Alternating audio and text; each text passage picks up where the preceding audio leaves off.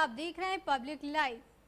आज ग्वालियर कलेक्ट्रेट में जन सुनवाई के समय कलेक्ट्रेट रुचिका चौहान के सामने आम जन ने गुहार लगाई। वैसे तो सैकड़ों केसेस की जन सुनवाई कलेक्ट्रेट रुचिका चौहान ने की, लेकिन कुछ मामलों में जो हमारी नज़र में आए वह काफ़ी गंभीर मामले आए हैं। हम आपको दिखाते हैं जन सुनवाई के दौरान आम जनता ने पब्लिक लाइव न्यूज़ से क्या कहा। देखिए हमारे संवाददाता सुरेंद्र के साथ।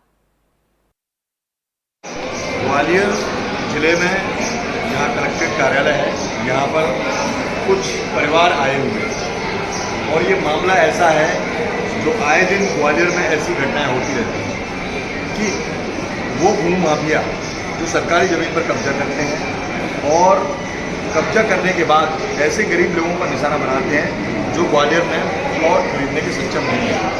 2 लाख, 4 लाख, 5 लाख, 7 लाख तक वो सरकारी ज़मीन को कब्जा करके बेच देते हैं।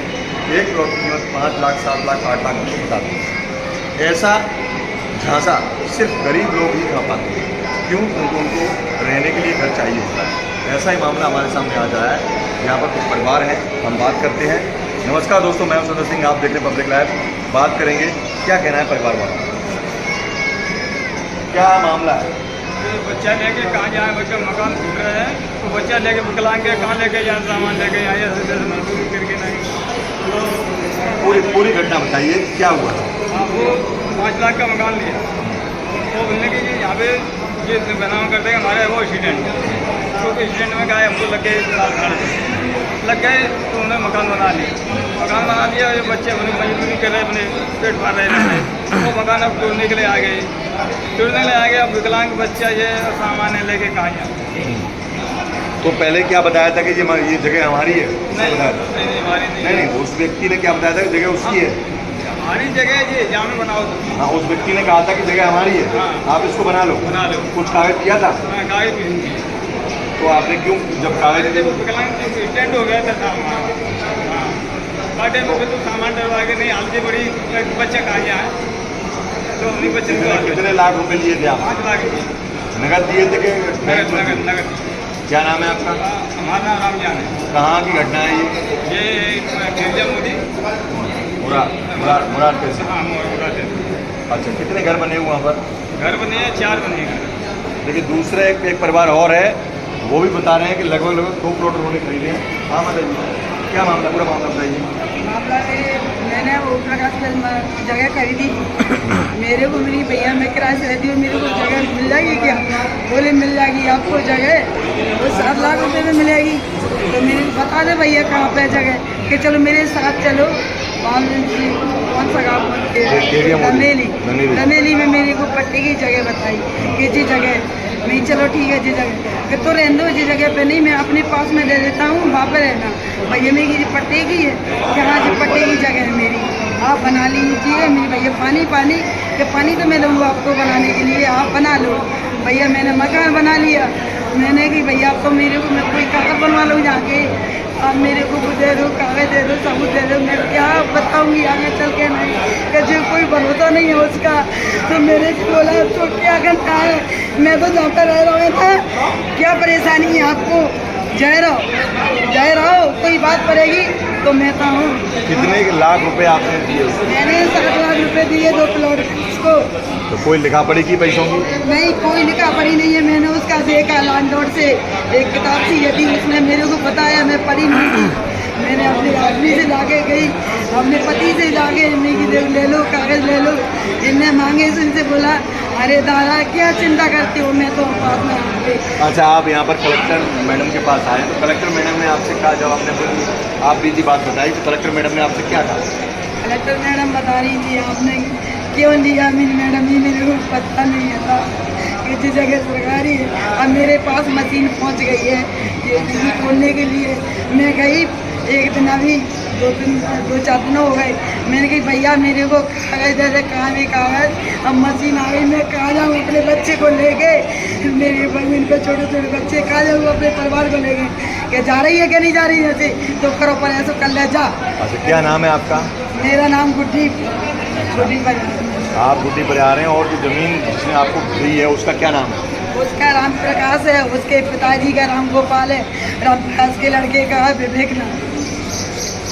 ये सिर्फ एक मुरार की घटना नहीं है, पूरे ग्वालियर की यदि हम बात करेंगे तो भू माफिया जो शासकीय भूमि जो लगभग दसों हजार करोड़ तक की ज़मीन है उसको काबिज करके गरीब लोगों को 2 लाख 3 लाख 5 लाख 10 लाख रुपए तक बेच देते हैं, जितनी मर्जी। यदि उन्होंने नया कब्जा किया है तो 50,000 में भी दे देते हैं। ये मामला सिर्फ इस क्षेत्र का ही नहीं है, संपूर्ण ग्वालियर की हम बात करते हैं। क्या इसमें प्रशासन अपनी सुध देगा? क्या कलेक्टर इसमें इस बात की सुनवाई करेंगे? क्या औचक निरीक्षण करके उन प्लॉटों को निरीक्षण किया जाएगा और उन गरीब लोगों के जो पैसे गए हैं उनको दिलवाया जाएगा? जी हाँ दोस्तों, आप हमारे साथ बने रहिए। आप देख रहे हैं पब्लिक लाइव। धन्यवाद। आपका घर का मतलब पुश्तैनी मकान है? अच्छा, तो उसमें क्या दिक्कत आ रही है? कौन निकालना चाह रहा है? अरे भाई बता, आपके पति हो, कितने भाई हो? कितने भाई हो? 4 का? देश में, हर राज्य में, हर प्रदेश में, हर जिले में एक जनसुनवाई का जो प्रोसेस है उस दौरान हर आम आदमी अपने जिले के कलेक्टर के पास आता है और अपनी कहीं न कहीं परेशानी को सुनाता है। जन सुनवाई के दौरान में कितनी परेशानियां हल होती हैं इसका आंकड़ा तो कहीं न कहीं शासन से ही लेना पड़ेगा, लेकिन हमारे साथ कुछ बुजुर्ग महिलाएं और एक परिवार है जिनमें उनके पति का देहांत हो चुका है, लेकिन पारिवारिक जो कलह के कारण एक व्यक्ति उनके परिवार का जो देवर है या जेठ है वो इकलौते तौर पर उस मकान को बेच देना चाहते हैं। क्या दोस्तों, मैं हूं सुंदर सिंह, आप देख रहे हैं पब्लिक लाइव। हम जानेंगे कि एक्चुअली में वास्तविकता में मामला क्या है। ये हमारे साथ माता जी मौजूद है। माता जी, क्या मामला है?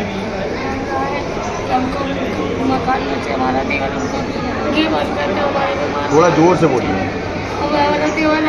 हमको घर से बेरार कर दिया, हमको बांध कर दिया, अपने ऊपर मकान को बेचना चाह रहे हैं। हमसे कहता है तुम्हारा क्या है यार, चलो यहाँ से, चलो बाल पकड़ के लड़के कहते हैं तुम्हारे यहाँ से करता है, तेरे को चुटिया पकड़ कर घर तक देंगे। उसके मतलब आपको घर से बेदखल कर देना चाहते हैं, है ना? हाँ, एक बच्चा है हमारे। क्या नाम है आपका? राम भाई, मेरा आदमी नहीं कोई नहीं है। अच्छा, आपके देवर का क्या नाम है जो आपको बेदखल करना चाहते हैं? वेद विकास। अच्छा, क्या करते हैं वो? डॉक्टर हैं? डॉक्टर है। अच्छा अच्छा।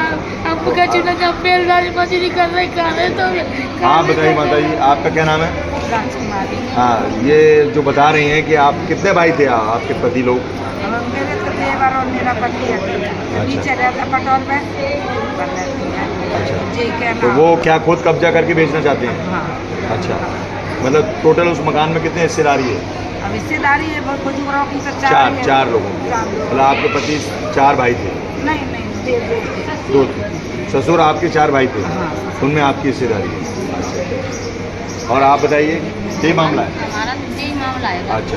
हाँ, तो जिनका है कि बंटवारा है, तो 4 भाई जिनका बंटवारा कर दो, और अब ऐसे आप अकेले ले जाओ। अभी आप कलेक्टर के पास गए तो क्या कहा कलेक्टर? कलेक्टर ने न कुछ नहीं दिया, न कॉपी ले ली बस। कलेक्टर ने कुछ कहा माता जी? तो देखिए, जनसुनवाई के दौरान ये लोग जाते जरूर हैं, लेकिन कितना संतोषजनक उनको जवाब मिल पाता है, कितनी संतोषजनक कार्रवाई हो पाती है, इस बात को तो सिर्फ जो आवेदक हैं वही बता पाएंगे। लेकिन क्या जनसुनवाई कागज़ों में ही होकर रह जाएगी या वास्तव में जनता का भला होगा? क्या जनसुनवाई के दौरान में उन प्रकरणों को हल किया जाएगा ताकि वास्तव में लोगों को न्याय मिल सके? हमारे साथ आप बने रहिए। मैं हूं सुंदर सिंह, आप देख रहे हैं पब्लिक लाइव। नमस्कार।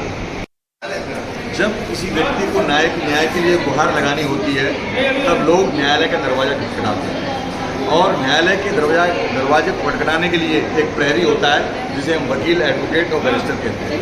आज एक वकील ग्वालियर में जनसुनवाई के दौरान आए हैं, वो अपने पक्षकार की ओर से आए हुए हैं। मैं हूं सुंदर सिंह, आप देख रहे हैं पब्लिक लाइव। हम जानेंगे वकील साहब को क्यों आखिर जनसुनवाई में आना पड़ा। लोगों की सुनते हैं और लोगों को न्याय दिलाते हैं। हाँ वकील साहब, क्या नाम है आपका? मेरा किशोर कुशवाहा नाम है जी। क्या मामला है? मामला ये है कि मेरी पक्षकार है श्रीमती अमूरी कुशवाहा। उनकी प्रॉपर्टी जो है ना नैनागिर है, नैनागिर में प्रॉपर्टी है, सर्वे क्रमांक 6/2। उस प्रॉपर्टी के संबंध में क्या है कि जाना कोर्ट में जो है एक केस लगाया था बिल्डर्स ने, उसमें स्टे हो गया था। खसरा एंट्री में लिख दिया गया कि चूँकि स्टे है कोर्ट से, इसलिए इस प्रॉपर्टी को विक्रय ना किया जाए। चूँकि उस केस में जो हमारे पक्षकार का वो बिल्डर्स का राजीनामा हो गया, तो वो स्टे जो था वो जारी में कानून के अनुसार जो है ना, जिस समय पर फाइल पुटअप की जाएगी उसी दिन उस प्रकरण को दर्ज कर दिया जाता है और उसमें केस नंबर दे दिया जाता है। लेकिन यहाँ पे ऐसा नहीं हुआ, 6 महीने से उस फाइल को दर्ज नहीं किया गया। उसमें लेके पटवारी प्रतिवेदन बुलाया गया, पटवारी के यहाँ पे 2 महीने तक फाइल पड़ी रही, पटवारी के यहाँ कई बार शिकायतें करी, पटवारी फाइल रखी रही, उसका बाद 2 महीने फाइल आई, उसका बाद फाइल आई, उसका बाद फिर बाबू जो है ना, पर्वत बाबू था, उसने लेके उस फाइल को गुम कर दिया गया, उसने भी 2 महीने तक फाइल को गुम करके रखा। उसके बाद में लेके जब फाइल फिर मिली 2 महीने बाद, मैंने जो है 5/5/2025 को मैंने कलेक्टर मैडम को शिकायत की, उसका मैं 6 को भी मैंने शिकायत करी। 13 तारीख को वकीलों ने ज्ञापन दिया। यदि कलेक्टर मैडम स्ट्रिक्ट होती तो निश्चित तौर पे आज मुझे जन सुनवाई में खड़ा नहीं होना पड़ता। आज मैं जन सुनवाई में इसी के लिए आया हूँ। कलेक्टर मैडम ने नहीं कहना, जो तहसीलदार ने कलेक्टर मैडम को गुमराह किया, हमको गुमराह करने की कोशिश करी, और जो है ना उस फाइल को ना जो है ना आज कलेक्टर मैडम ने जब्त कर लिया है। और कलेक्टर मैडम ने उस फाइल का अवलोकन किया तो उसमें लगा कि वास्तव में तहसीलदार, पटवारी और संबंधित बाबू ने इसमें काफ़ी सारी जो है ना अनभिज्ञताएं की है, और ये कहीं ना कहीं जो है ना तहसीलदार, बाबू और जो है ना पटवारी, ये तीनों मिले हुए हैं। और मुझे ऐसा लगता है कि निश्चित तौर पर वो कहीं ना कहीं उसमें कहीं ना कहीं भ्रष्टाचार की बू आ रही है। और इस तरीके से जब जनता इतनी परेशान है, जनता के कारण मेरा पक्षकार इतना परेशान है, मैं एक वकील हूँ, मैं लोगों को न्याय दिलाता हूँ, आज मुझे जन सुनवाई में उपस्थित होना पड़ा। यदि कलेक्टर मैडम स्ट्रिक्ट होती और उसी समय पर एक्शन ले लेती तो आज मुझे यहाँ जन सुनवाई में मुझे उपस्थित नहीं होना पड़ता। ये कौन सा अटेम्प्ट है कि आप जन सुनवाई में? मैं जन सुनवाई में 3री बार आया हूँ आज। वकील जो 3 बार गुहार लगा रहे हैं, तो आम जनता के तो कहने ही क्या है, क्या आम जनता को न्याय मिलेगा? आज इस वाक्य से जनता जान चुकी है कि जब वकील को बार बार 3री बार गुहार लगानी पड़ रही है और कोई भी एक्शन नहीं लिया गया। हमारे साथ बने रहिए, तब तक के लिए नमस्कार, जय हिंद। एक मामला और सामने आया है जिसमें वो काल 2019 से 21-22 का जो समय रहा था, जिसको कोविड का जो वेव थी उसको पूरे विश्व में तहलका मचा दिया था। हमारे देश भारत में भी इतने लोगों की मातहत हुए और उनके साथ इतनी कई जानें चली गई। और ऐसा ही जो मामला है वो ग्वालियर के 2 व्यवसायियों के साथ ऐसा हुआ। युवा व्यवसायी थे, उन्होंने अपनी इंडस्ट्री डाली, लेकिन फिर दुर्भाग्यवश कोरोना की चपेट में वो लोग आए। सत्येंद्र भदौरिया और उदयन भदौरिया, 2 लोग आज तो इंडस्ट्री को उन्होंने डेवलप किया, तो ऐसी स्थिति में कोरोना काल में मृत्यु हो जाने के बाद उसके बाद उनकी फैक्ट्री को आग लग जाती है। मतलब ये अगर कहें तो समय की मार है। ऐसा ही जो मामला हमारे सामने आया है, हम उनसे बात करेंगे। नमस्कार दोस्तों, मैं सुंदर सिंह, आप देख रहे हैं पब्लिक लाइव। उनकी जो पत्नियां हैं वो हमारे साथ मौजूद हैं, पूरी घटना हम उनसे जानेंगे। क्या मामला था मैडम? थोड़ा जोर से बोलिए। हाँ, इनकी बहनें हैं, उनको बस अभी समझ नहीं है। हाँ, क्या हुआ था बहन का? हमारे 2 भाई थे, थोड़ा जोर से बोलिए। सुरेंद्र सिंह भदौरिया और सत्येंद्र सिंह भदौरिया, 2 भाई थे। दोनों ने ना मालनपुर में ना इंडस्ट्रीज डाली थी। एक का नाम बालाजी थर्माकोल और दूसरे की थी प्रभा फोम। तो दोनों की कोरोना काल में 21 में है ना, एक की 29 को हुई थी अप्रैल, और मई 21 में 9 मई को दोनों भाई चले गए कोरोना काल में। इसके है ना बैंक वाले आए दिन उनको परेशान कर रहे थे, तो हमने है ना बोले इनका ट्रांसफ़र कराओ उनकी बेगवाओं के नाम। तो हमने उनकी बेगवाओं के नाम कंपनियां करा दी। तो है ना लेबर जो है ना काम देख रही थी और बराबर है ना पैसे उनके किस्त, वो जितने पैसे बता रहे थे यूनियन बैंक वाले, तो हर महीने उनको पैसे पहुंच रहे थे। फिर जनवरी है ना 21 को है ना फायर हो गया फैक्ट्री में, आग लग गई फैक्ट्री में। और इसके बाद भी है ना वो उन लोगों ने इनका वो भरो, इंश्योरेंस वो भरो, किस्त भरो। तो इन महिलाओं ने जो है ना अपना जेवर बेच के दोनों महीनों में 5-5 लाख रुपए उन्होंने ना किस्त भरी, अपना जेवर बेच के। आज की स्थिति ये है इन महिलाओं के पास कोई ना जमा पूंजी है ना जेवर है, खाने के लाले पड़े हुए हैं, बच्चों की पढ़ाई के लिए इनके पास कोई पैसा नहीं है। जो छत है इनके पास, उसको आए दिन बैंक वाले आते हैं और रिकवरी के लिए क्या है उस पर लगा जाते हैं, इन नीलामी का अब आपका है ना नीलाम होने वाला है मकान, आप लोन भराओ। अब वो जो काम कर रहे थे, जो व्यवसायी थे, वो चले गए, उनके बच्चे और बेवा कहाँ से भरे? हाउस वाइफ है, दोनों हाउसवाइफ हैं, इनको तो कुछ भी नहीं पता इनके पति ने कैसे फैक्ट्रियाँ डाली, कैसे काम कर रहे थे, वो क्या काम हो रहा था। बस ये लोग आज जाते थे, जब है ना मंदिर पहुँचकर ना फैक्ट्रियों का पूजन होता था या कोई है ना त्यौहार होता था तो वहाँ दीपक वगैरह अपने हस्बैंड अपने पतियों के साथ जाती थी। इसके अलावा ये कभी नहीं गई है वहाँ पर। और बैंक वाले हैं ना, इनको आप उनकी स्थिति देखिए कैसी स्थिति है। और ये 2-2 दिन जब इनके यहाँ पर्चा चुका जाते हैं हर महीने, तो 2-2 दिन ये लोग खाना नहीं खाते हैं। ऐसी स्थिति में सदमे में रहती है। आज भी ये इतनी सदमे में है, ये अपनी आवाज़ नहीं उठा पा रही। इनकी तरफ से मैं इनकी बड़ी ननद हूँ, मैं बोल रही हूँ इनकी तरफ से, इनको ये बेचारी कुछ बोल नहीं पा रही है। ये स्थिति है, आप इनकी स्थिति देखा कैसी इनकी दयनीय स्थिति है। कुछ आवाज़ नहीं इनके सदमे की वजह से निकल रही। 2-2 दिन खाना नहीं खाती। अगर इनको कुछ हो गया तो इनके बच्चे कौन पालेगा? इन बच्चों के पिता पहले इसे सर से उठ चुके हैं। अब अगर इनकी माँ को कुछ हो गया तो इनका भरण पोषण कौन करेगा? ये बहुत चिंतनीय विषय है। मेरा गवर्नमेंट से कलेक्टर मैडम के पास ये लोग आई है, उन्होंने तो कह दिया कि ये बैंक का मामला है और इसमें हम क्या कर सकते हैं। कलेक्टर ने क्या कहा? कलेक्टर ने ये कहा है कि ये बैंक का है तो वो तो लोन है वो देना पड़ेगा। ये बात ठीक है, लोन है तो देना पड़ेगा, लेकिन जब किसी व्यक्ति की किसी ऑनर की अगर मृत्यु हो जाती है तो कहीं ना कहीं ये बैंक का सिस्टमेटिक एक प्रबंधन रहता है कि उस जो स्वीकृत राशि है उसको मतलब ख़त्म कर दें और सामने वाले का जो ब्याज या जो भी धनराशि को ख़त्म कर दें। लेकिन अमूमन ऐसा हमने देखा है हर जगह कि जब यदि कोई लोन लेने वाला जिस पर उधारी होती है उसको वो डिमोलाइज कर देते हैं, उसको ख़त्म कर देते हैं। लेकिन यहाँ पर ऐसा नहीं हुआ है। आपको उस इंडस्ट्री में जो इंश्योरेंस जैसी स्थिति बनी होगी तो इंश्योरेंस जो स्वीकृत होगा उसके बारे में क्या कहें? इंश्योरेंस की फाइल जब वो आग लग गई थी फैक्ट्री में तो उसकी फाइल बना के मैंने खुद ने भेजी है वहाँ पर फाइल कर। वहाँ से सर्वेयर आए और है ना फॉरेंसिक वाले आए, उनकी सबकी मुझे सुनाई पड़ा सबकी ओके रिपोर्ट थी। इसके बावजूद भी उन्होंने 80 लाख रुपए लिए जो 256 की मांग थी हमारी 2 करोड़ 56 लाख का, तो उन्होंने वो ना करके अब हम बैंक वालों का पैसा कहाँ से देंगे। तो हम है ना फिर कंज्यूमर में चले गए हैं, तो केस कंज्यूमर में चल रहा है।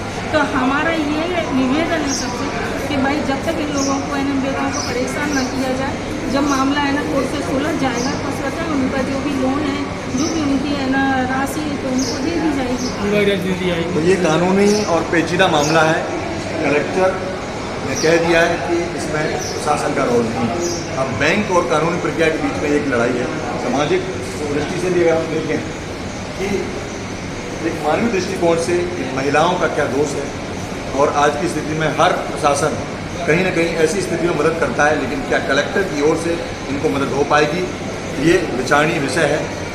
आप हमारे साथ बने रहिए। मैं हूं संदर सिंह, धन्यवाद।